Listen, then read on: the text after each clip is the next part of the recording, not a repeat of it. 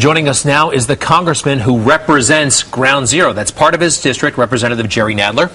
Nice to have you here with us this morning. Good morning. It's a wonderful occasion to be here. When did you find out? Where were you?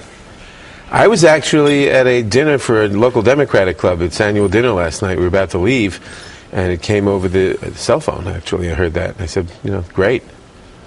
What does it mean?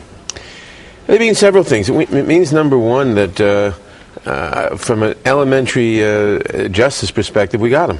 I mean, one of the most evil men in history, someone who killed 3,000 of our people and probably more and wanted to kill as many as possible, is finally dead, and that's simple justice. Secondly, you have to give the administration, the Obama administration, tremendous credit for carrying it off well and for carrying it off secretly, for locating him, for pursuing it for apparently 10 or 11 months, and for getting it done, and for getting it done well. This attack, the worst attack on American soil ever, in your district, does this kind of put closure on things for you?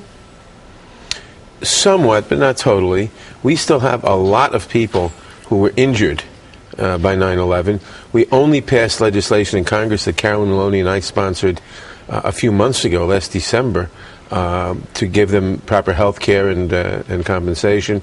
And we're just starting to implement that legislation. And people who breathe in the toxic fumes and so forth are going to be sick and dying for many, many years. So this is not closure. It's still going to go on. We are not... The results of this will be with us for a long time, not to mention the fact that the war on terror isn't over, and American soldiers and perhaps, God forbid, civilians will continue to be injured and die in that. Not necessarily closure, but it does feel like just a momentous chapter, perhaps. The book is not done. I want to go back to the administration, giving them credit.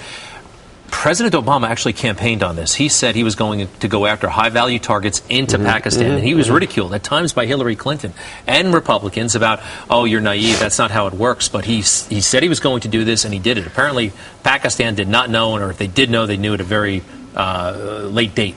Well, I think he was right. I think any country, any sovereign country, is responsible for making sure that its territory is not used to attack another country. And if your territory is used to attack another country, you have the responsibility of stopping it.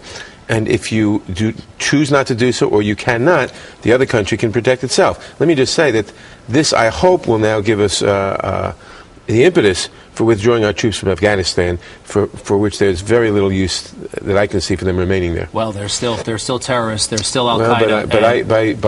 Well, according to the account of the CIA, there are fewer than 100 people there, and we can always go in if we have specific information. No, but we shouldn't try to conquer that country. Congressman Nadler, thank you. Appreciate it. You're welcome. Senator Schumer coming up in just 2 minutes.